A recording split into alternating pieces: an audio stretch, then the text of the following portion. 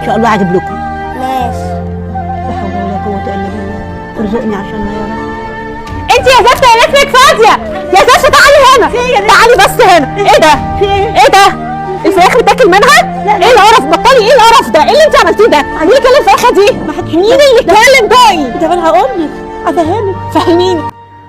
في ايه يا بنتي؟ استني، الست كبيرة، انت كده هتموتها في ايديكي. في ايه لما تطلعي لها انت وجبة قبل انت ما تاكلي؟ يعني المفروض انت قبل ما تاكلي تطمئني على اهل البيت، سواء بقى بيساعدوكي في الشقة او مش بيساعدوكي، تطمئني الكل اكل ولا لا. يعني انت كده شكلك يعني اكيد مش متربية على الكرم. لو انت متربية على الكرم من وانت صغيرة مش هتعاملي الناس كده. المفروض انت تطمئني على اهل بيتك والشغالين اللي عندك انهم اكلوا قبل انت ما تاكلي، علشان محدش يبصلك في لقمتك ولا اكلتك ولا في بيتك ولا في حياتك.